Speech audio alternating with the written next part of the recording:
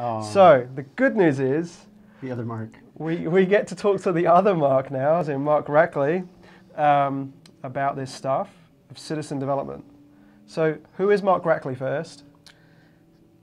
I don't know. Who am I? All right. So I am. I can try. Yeah, go for it. No. I'll go for it. Mark has a wicked sense of humor. He's very American. He lives in Arkansas. Yes, not Arkansas, Arkansas. Works for the Thake group. And he's a JavaScript developer, which I gave a lot of grief to when I was at Microsoft. So I should back up that I'm not traditionally a JavaScript developer. Right. Right. My background is .NET. It's C, C#, Java. I've got a lot of things before I ever started getting into JavaScript. Okay. I first come across you when I was in Australia. You were blogging like crazy, doing stuff that, there was me being this Visual Studio developer. Yeah. I was calling it professional developer with Mark, and Mark was like, no, I'm professional too. Visual Studio developer, I'm writing C# code, I'm publishing solution packages and deploying them. And then I'm seeing what you're doing in a blog going, well, I can just jump in SharePoint Designer on a SharePoint page, drop some JavaScript on the page and make this page do amazing things in minutes. Seconds sometimes. Seconds. Seconds. And you have sessions you do at conferences where you do this, Absolutely, right? yeah. And so the term as being, I think a good term for it is citizen development. Do you agree? No. Okay, what do you call it? And the noise in the background is we're not at the Formula One track. It is. This is a Forza night with 2 Xboxes outside, which I will show you on Facebook Live in a moment. Actually, I thought it was my brain working. Yeah, as you were thinking. Dude, it's like the Jeopardy music. All right, so, gosh, I don't like the phrase citizen developer. Okay. I think it's labeling something that you can't really label. So the way I like to think of it is there are JavaScript developers. I'm sorry, they are real developers. An actual JavaScript developer. Hey, if I said JavaScript isn't real development to my devs out there right now, I'd be muled before I got out the door. Well, we both have friends that would say JavaScript development's not real development, right? I think maybe in the context of Spencer Harbers. Oh, don't start him off on here. Oh my God. Fortunately, he's asleep right now as we're recording this. Maybe. Yeah, it's true. He may just be staying up to heckle me. I don't know. Maybe I should mention him in the Facebook and test it. Don't do that. Don't do that. But no, so I think citizen developer, the phrase kind of lowers the esteem of development because it kind of implies that it's this everyman's development, that this is the non-trained developers are doing it. Yeah. So I've never been a big fan of the term. I know it's a buzzword. But so would you say citizen development would be more of the Power Apps, Microsoft Flow, clicking around building applications on Rails, kind of? But that's not how I think people use it. But yeah, when I think citizen developer, I think someone Power Apps. Right. I think someone using Flow. Yeah. I think someone who is a JavaScript hacker who copies and pastes scripts from blogs. And it's like not. I think the other way I've heard it described before is it's not the primary role if they're doing that type of development. I would say they have no training in actual development. Whereas they don't know. You're trained. You're a. I have a degree. Development. You get paid for what you do. Well, it's your core role. I've actually been trained in development, right? I know what a function is. I know what a class is, right? So reframe it and go. How would you describe the person that goes and builds a solution package, a sandbox solution, and deploys it via SharePoint admin and has like all the automation scripts so that it can go to 10,000 sites in seconds, compared to someone who approached it through SharePoint Designer or uploading JavaScript to SharePoint libraries and kind of doing amazing things in one site? I think one has a larger budget than the other. It's true. Right? It's very true. I mean, well, that's the thing. It's like there's this like, oh, you're not really, what you're doing with content under web parts, you can't deploy that to thousands of sites. And it's not maintainable long term. But the thing is, when you've got a client and you sit down a statement of work, I can do this as a provider-hosted add-in for this much, or I can inject some script on a page for this much. Yeah. What are they going to choose? Right. Right. So there's trade-offs. Okay. I mean, they're all developers. I mean, the way I think about it, and maybe I can get some. I think there's some agreement there. There's a few people on. Hey guys. Owen and Richard. What's up? I would think that those developers who do deploy things that can be deployed thousands of times, I consider those enterprise developers because that is typically enterprise development. Yep. Right, but that's because the environment they're in requires that. Because maybe they've turned off or turned on no script, which would block your approach somewhat. Well, that, and they actually do need to reproduce it over and over and over again. Dev, staging, production environments. Well, and 1,000 sites, 100 sites. Yeah. Whereas a lot of the things that we do, Thake Group specializes in small to medium-sized businesses, about 250 to 4,000 users. Yep. And typically, when we go in there and develop a solution, it's for one department that gets deployed one time. Yep. So to go to the overhead of making it this brilliant thing that can be deployed hundreds of times. Right, which is an expensive, expensive process thing to do. Absolutely. Yep. And it takes a different developer to do it.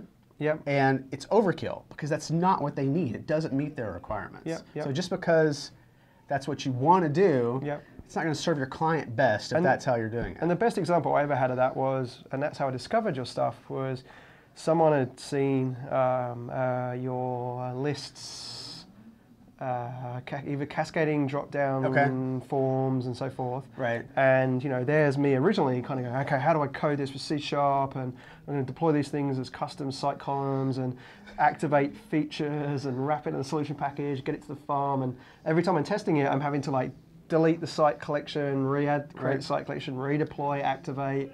It's a lot of extra work.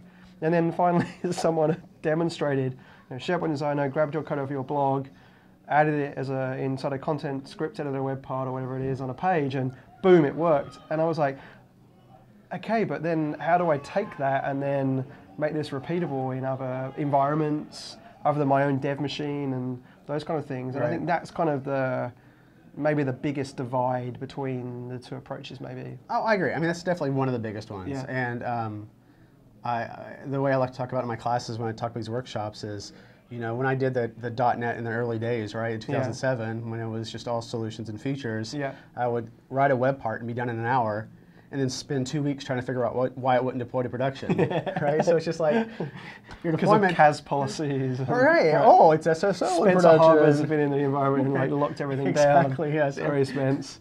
Every port's locked down, but it worked fine in dev. Yeah. But with the client-side dev, you really don't fight those problems. So how has that changed? There's been this progression. Obviously, I was on the inside. I was in developer marketing, pushing the hell out of, go to the ADDIE model, build your script, deploy it for the ADDIE model. It's easier than farm solutions and sandbox solutions. And there's been this continual evolvement to, do it that way and package and deploy. And SharePoint Designer really hasn't had any breath of life in it for one approach of doing that development. So what do you prescribe, like this current line in the sand, to people that are in SharePoint Online or people maybe that are on, more SharePoint Server type of world approach? Well, I mean, first of all, no one should be using SharePoint Designer. Okay. Right. Do you heard this first? No, right. First time ever. By the way, it's free. I have not said you should use it since 2010, right? Okay. There's no reason to use SharePoint Designer, right? Most people. Why? What would be some examples of why? Well, SharePoint Designer workflows is a valid reason to use it, but that's not the future of workflow, right? Microsoft Flow. Right. Flow is the future of workflow. So online. But they're not ready yet. They're not. Right. So SharePoint Designer workflows are still the way to go for some things. Yep. But you don't want people editing pages directly in SharePoint Designer. That's just never ever a good thing. Yep. Right. Okay. And just because you can make changes there and click save, and then sometimes it just screws up pages. And you can break something. You're very likely to break something. So should something upgrade when you're actually editing the pages right there in SharePoint Designer. So what's the right way with that SharePoint Designer? The right way. That's the big debate, right? I'm a big fan of content editor web parts or script editor web parts because you add the web part to the page, you reference a script in your site assets library or some CDN somewhere else, and you do some really cool stuff. So you don't have to literally copy and paste the code into... You should never copy and paste the code directly in the content editor web part. So how do you do that then? Because that's what I see a lot of people doing. So you should create your script, upload it to a directory somewhere, a document library somewhere, just someplace you have access to, and then do the content link in the content editor web part. As opposed to just dropping the code straight in. If you drop the code straight in, first of all, SharePoint screws up all your code and it's unreadable and formatting, but then if someone deletes the web part, you have no backup of the script. And you can't reuse the script on multiple pages. And I guess, excuse me, you get versioning of the scripts if they're in a doc library as well. Exactly, so you got versioning, so you got source code control, right? Directly in a SharePoint doc library. Wow. And so are there any caching things you have to worry about by doing it that approach with doc libraries? Every now and then, whenever you're in development, you do have a problem with some of your changes getting stuck inside the cache. And so you just have to do something called cache busting, where basically you append any query string you want to the end of your script reference. And then that way always make sure it pulls it fresh. It pulls it fresh. Okay. But I don't see a problem with it from a performance standpoint, or from it getting randomly stuck once you're actually in production. And that approach works in SharePoint Online? It works in 2007, 2010, 2013, 2016. So you're like future-proof, man. I was cool before I was what, SharePoint hipster, right? We always said this, like, you know, with the add-in model and Sandbox Solutions, it was like C#, go learn CSOM and download the SharePoint object model and so forth. And Mark was always like, you wait, guys, you wait. And then slowly but surely, like, Angular came along and people were trying to build Angular in web parts in Sandbox Solutions, and then in add-in, the app model, and then the add-in model. And now suddenly we've kind of gone full circle with this SharePoint framework. Right. So, you know, like, you're just sitting there like, I was right. Told you so. I was right. And so how is that different for you? So you've lived in this world of uploading JavaScript files to a document library and like lighting up SharePoint pages by adding that content to the web part that points to that on a SharePoint page across all versions. Right. How is that different with the SharePoint framework, which is public knowledge and been released and is GA now in SharePoint Online? Is this where I talk about the NDA stuff? No, this is where you don't, because Jeff Teeper will cut my head off. So I'm mixed because the using content under web parts and scripts, it's a very easy entry to get into that, right? Yeah. You can follow one of the videos on my blog, markrackley.net. And nice plug. Thank you. And you can anybody with zero knowledge of JavaScript can get some of the functionality of my blog working. However, those people are not going to be running SharePoint Framework client and web parts. Right. Because you have to be a developer to do those. And why is that? Because because of the structure involved, because of the fact that you're using TypeScript, you're using all these node modules, you've got all these references, these things called interfaces. You know, how many people that are JavaScript hacks know what an interface is? Now, but you said JavaScript hacks. Like, is that what you want to call them other than citizen developers? Yes, yes. A citizen. Well, that's JavaScript hacks. Ouch. Someone's heart just bled. There was a kitten that fell over and died for that. Well, if you don't know what your code is doing. Information worker that copies and pastes JavaScript from people's blogs and chucks them in. Is a JavaScript hack. Okay. Absolutely. And you're saying that those guys wouldn't be able to follow a blog and do the same thing with the SharePoint framework? No, there's too much going on. Yeah. In fact, I've got a workshop and a blog about converting those content editor web parts into the SharePoint framework. And you can try following that blog. But it's complicated. There's a lot of steps involved. Yeah. And if you do anything wrong and you're not a developer, you're not going to figure it out. Because of the JavaScript Well, people can't figure out my scripts either, right? They'll Right. say, oh, I used your script and it doesn't work. I followed your directions exactly and it doesn't work. And then there's the only thing I changed was, I'm like, yeah, of course it doesn't work anymore. right, exactly. Okay. Or I put your script on the same page 4 times and it doesn't work. So someone genuinely is at that point where they want to do, well, I wouldn't say it's do the right thing, but there is definitely a pressure from Microsoft that the way of the content editor web part is not best. By default, site collections, that stuff is blocked and you have to go in and turn off no script to allow those to run. Right. So they're leading you down this path of build with a SharePoint framework so I can deploy as an administrator and then make them available in the sites I want them available to. So if someone wants to go down that path and do the right thing and be the most supported and compliant with where Microsoft wants to go in that direction, what were some of the things that you had to learn as part of it? Like, what was the biggest leap for you from writing JavaScript pretty much in one file to probably now doing this across quite a few files? It's a good question. Anybody on Facebook have any questions? No. So I'm gonna 2 seconds. Go. Okay. So the thing about it's just such a different way of doing things. So anybody who is just used to copying, pasting script and not knowing what that script does, you've now got theoretically thousands of files that you can look at, right? So if you've got thousands of files, how are you going to be able to know what you need to change and when you need to change it? It's not as simple as changing one file and tweaking a couple of things in the script. So there's a lot more fundamental things you have to know. I would definitely recommend that somebody who wants to go into that world get actual training on it. When I first started learning it, I wasn't able to just jump in and figure it out. I'm a person who likes to learn by going in there and breaking things and then making it work. And I wasn't able to just break it and make it work. I had to actually do some research and figure out why is it the way it is, right? So it's not common sense. It's not logical if you're not in that world. If you've never done open source development with Gulp and all those tools that they're using for the SharePoint framework, it's going to be really foreign for you and you're not even going to know where to start. So I would start by actually getting some real training.